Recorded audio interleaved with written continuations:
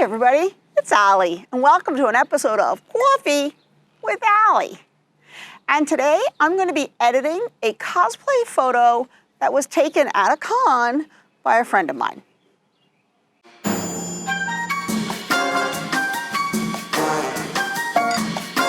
So back in whenever, I don't even remember, I've probably been in shelter in place so long I'm forgetting the days, but we're at the point where I'm not doing any new shoots, so a bunch of us photographers talk, we re-edit new images or old images, and my friend Phil had gone with me to KatsuCon, and I didn't shoot at KatsuCon because I wanted to be an elf. But Phil shot, and Phil shot our friend Heather as the character Yennefer from Witcher. I thought she had put together an awesome cosplay, and Phil actually has never seen the show. He had no idea what to do with that image. He didn't know how to edit it. He wasn't really sure how to treat it. He just wasn't familiar with it. I don't actually watch Witcher, but I do edit in the living room while my husband's watching shows. And I had seen some episodes like between the monitors, and I had actually seen the scene where she wore the outfit that Heather was wearing at KatsuCon. So I said to Phil, look, I'm actually familiar with this scene. This could be fun. So he sent me a few images, and I chose one that had a little bit softer light. It was less contrasty. I knew I could make it work with that fiery, warm feel of the scene that goes with that dress. So I chose an image and I edited it, and I'm just gonna share with you how I did the edit. And I actually wound up doing a composite, but in this case it was a fairly simple composite. I'm gonna share a quick demonstration of the techniques I used to edit this photo to go from this to this. Okay, so this is the image that Phil gave me. This is where I went with it, and let's go over how I got there. First thing you do is you go out to Google Images, I put in Yennefer, Witcher. This is the scene that the outfit comes from. So what am I looking at? I'm looking at color toning, I'm looking at the background, I'm looking at the sense and the feel and the mood of this outfit and this look. So I see everything is warm, and I know that this is what I need to go for to get the aesthetic of the movie. It's got to be very warm, it's got to be dark and moody. So here we are in Photoshop. And I've already done a little bit of dodging and burning. You can see I brought some attention to her eyes, and I shadowed in her face a little bit. And I smoothed up, cleaned up her skin, very basics. And then I went on to Adobe Stock, and I decided that I had played around and I could have just color toned this, but really the aesthetic needed that, it needed that warm kind of dark castle-y feelings. And so I went online and I found this image. And what you're looking at right here is that you've got to remember, I'm trying to mimic the depth of field, and you want whatever is at the same plane as your subject, which is, you can see here, Heather's pretty close to the camera. So what I did was I made a copy. So here's the original, and this looks fake as anything. This is totally fake looking because everything's in focus, and actually the background's in more focus than Heather. It doesn't really make sense. And so I duplicated it, and then I brought in a level of blur that was the most blur that I wanted. And then I masked off over here just enough because this is a little bit closer to the plane of where she is. So it would be in more focus than over here. So now I've got Heather cut out. She's on this background, and I've got this background. So the thing is, nothing is actually going together. The colors don't go together yet. One of the things I like to do is, I know I'm going to warm this up. Quick couple of little hints. On the mask, one of the things that I have found is useful is this section here. I actually selected on the mask and I blurred it.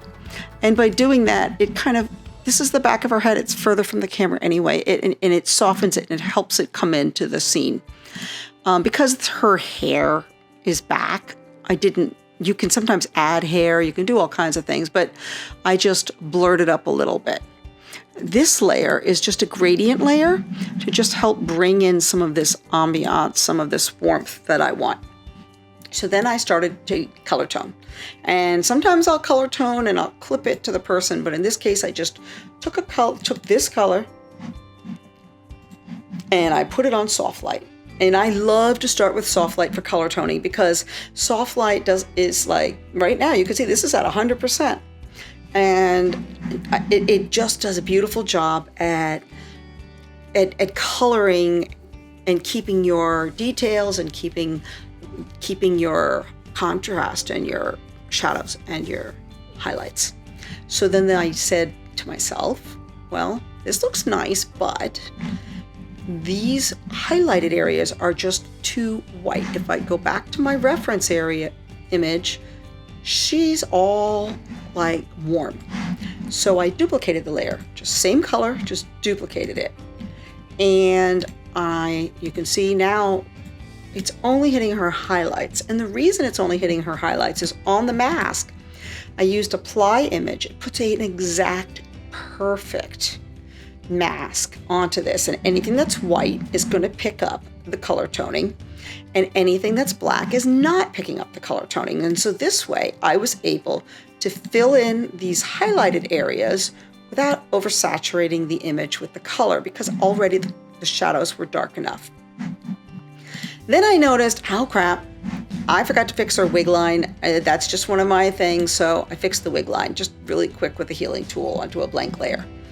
Then I decided to just color tone a little bit more, bring a little bit more warmth into it, bring a little bit of, so I basically did a curves layer and I did a very gentle S curve to add some contrast. And then if you go to the red channel, I pulled it down, see, like this is I just played with the red to get the shadows to be a little bit warmer and a little bit redder. And then I went to the blue channel, and this one here, just a little bit to see, I'm like really exaggerating, Command C. I just warmed it up just a little bit. I just wanted a little bit more red, a little bit more yellow. And there's the difference. It's subtle, but I think it really helps bring that final warmth. And then after doing all this, I realized, yeah, the side of her mask is kind of lost, and I really wanted to see that detail. So I just added another dodge and burn layer and just very carefully brightened this area up. And that's it. That's the whole edit. And that's how I got from this image to this image. So that was it. It wasn't a very complicated edit, but I think the main thing with this edit was color toning. You really needed to get that warmth, and that's why I used several layers with different blend modes to bring in that warmth. And also, I didn't want her to have super contrasty look. It didn't go with the reference image that I was using.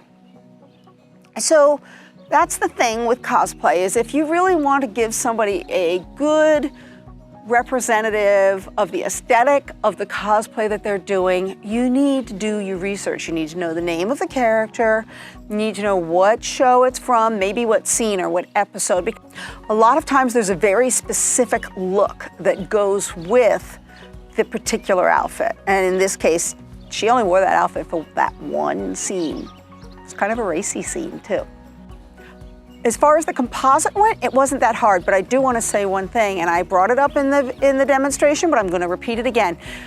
I don't think a composite is really complete if all you do is cut your subject out and slap them into the background. You have got to color tone, and you've got to bring the images together.